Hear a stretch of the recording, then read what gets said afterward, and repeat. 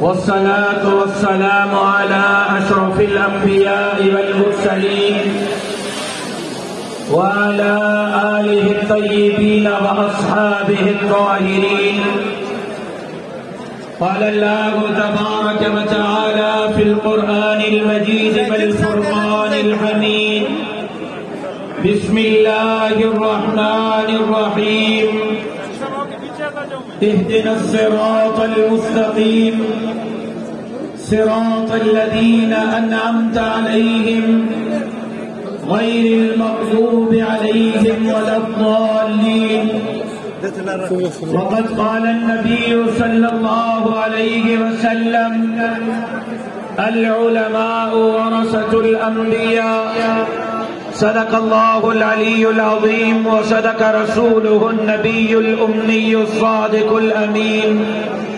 إن الله وملائكته يصلون على النبي يا أيها الذين آمنوا صلوا عليه وسلموا تسليما. اللهم صل على محمد وعلى آل محمد كما صليت على إبراهيم وعلى آل إبراهيم إنك حميد مجيد. اللهم بارك على محمد وعلى آل محمد كما باركت على إبراهيم وعلى آل إبراهيم إنك حميد مجيد. ہم روک رہے ہیں باطل کو، ہم روک رہے ہیں باطل کو. کوئی آئے ہمارے ساتھ چلے، یہ راستہ جنت جاتا ہے. کوئی آئے ہمارے ساتھ چلے. قابل احترام جناب حضرت مولانا عبدالغفور حیدری صاحب، مرکزی سیکرٹری جنرل جمعیت علماء اسلام پاکستان. قابل احترام برادر عزیز حضرت مولانا عبدالواسع صاحب، صوبائی امیر جمعیت علماء اسلام بلوچستان. برادر عزیز قابل احترام حضرت مولانا اسعد محمود صاحب دامت برکاتہم العالیہ، حضرت مولانا عطاء الرحمان صاحب دامت برکاتہم العالیہ. برادر عزیز ڈاکٹر عتیق صاحب، حضرت سید عبدالقیوم حالجبی صاحب، آغا محمود شاہ صاحب، اسٹیج پر موجود عمائدین، سرداران، علماء، زعماء، عہدیداران، پنڈال میں موجود جمعیت علماء اسلام کے غیرت مند، جرت مند، دلیر اور مجاہد ساتھیوں، میں جمعیت علماء اسلام بلوچستان کو آج کے اس عظیم الشان، فقید المثال، تاریخ ساز ورکرز کنونشن کے انعقاد پر دل کے گہرائیوں سے مبارکباد پیش کرتا ہوں. یقیناً 2018 کے جعلی اور دھاندلی زدہ انتخابات میں ایک بیرونی ایجنٹ کو پاکستان پر مسلط کیا گیا، ہم سب پر مسلط کیا گیا. قائد ملت اسلامیہ کی قیادت میں جمعیت علماء اسلام نے اس بیرونی ایجنٹ کے خلاف تحریک چلائی، جس کے نتیجے میں وہ اپنے اقتدار سے ہاتھ تھما بیٹھا. جمعیت کے کارکنوں نے گلے سے گھسیٹ کر اس کو ایوان وزیر اعظم سے باہر نکالا، اور اس مکار شخص نے، جھوٹے شخص نے، بے دین شخص نے ایک جھوٹا بیانیہ رچایا کہ امریکہ نے سازش کی ہے، اور امریکی سازش کے نتیجے میں مجھے اقتدار سے نکالا گیا. اور وہ روڈوں پر آیا، وہ راستوں پر آیا، جلسے اور مظاہرے اور دھرنے کے ڈرامے کیے. تو میڈیا کو بھی یہ لگ رہا تھا کہ شاید پی ڈی ایم ایک سخت پک پر آ گئی ہے، مولانا فضل الرحمان ایک سخت امتحان میں آ گیا ہے. میرے بھائیوں، اس کے ہاں ڈھول ہوتا ہے، اس کے ہاں میوزک ہوتا ہے، اس کے ہاں باجے اور باجیاں ہوتی ہیں. لوگ اس کو سننے کے لیے نہیں جاتے، میوزک انجوائے کرنے جاتے ہیں. لوگ اس کو سننے کے لیے نہیں جاتے.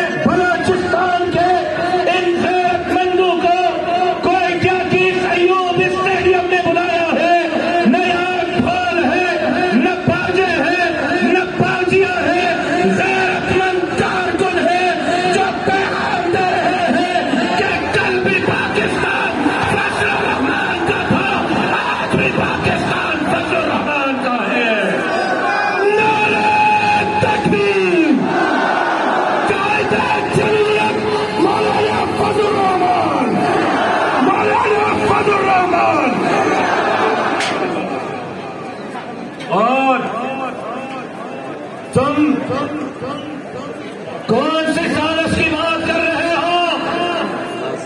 سازش تو میرے ان کارکنوں نے کی تھی تمہیں اقتدار سے نکالنے کے لیے، اور رو رہے ہو کہ مجھے ایوان وزیر اعظم میں واپس بھیج دو۔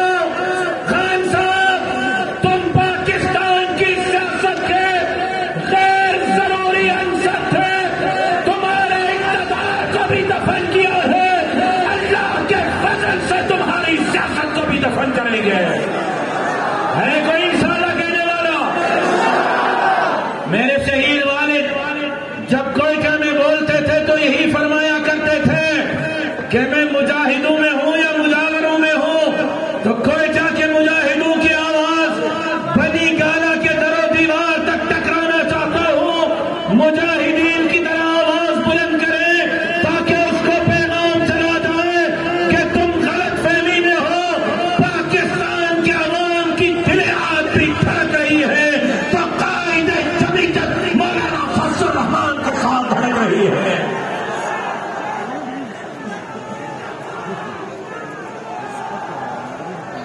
شاید دو ہی مجاہد ہیں پنڈال میں مجاہدوں کے اللہ اکبر کی صدا بنی گالا تک پہنچانا چاہتا ہوں۔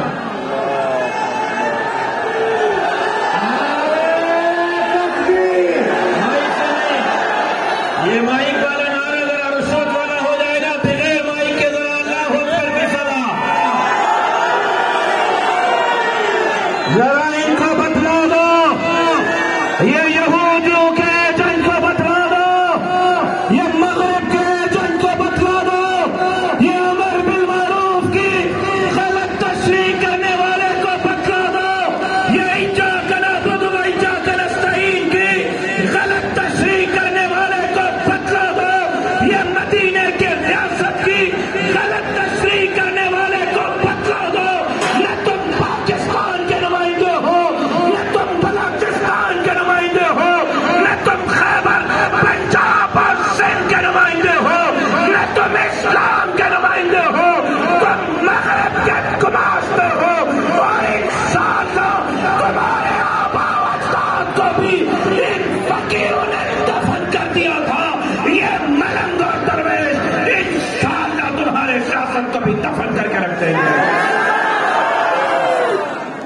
جی ایک رضاکار نے تکبیر کا نعرہ لگایا تھا۔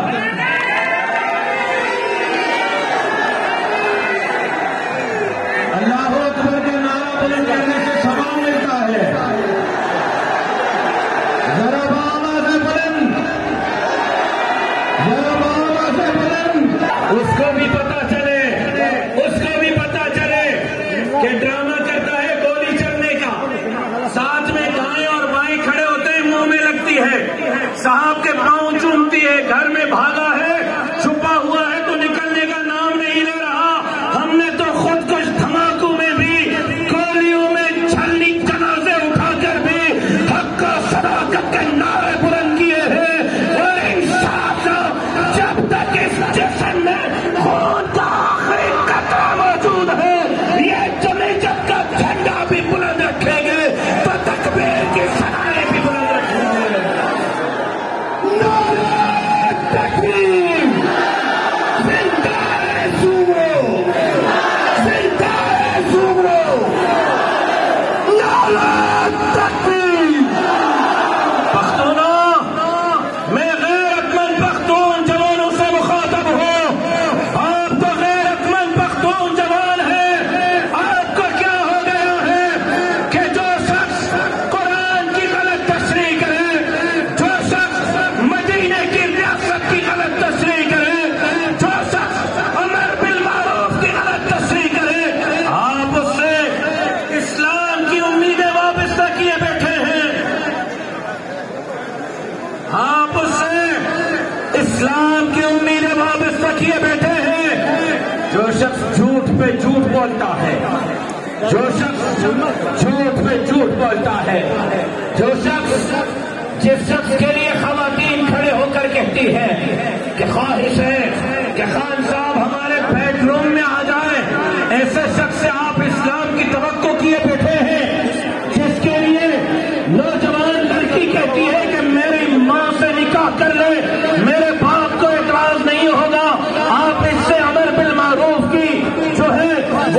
تصریح کی جو ہے امید لگا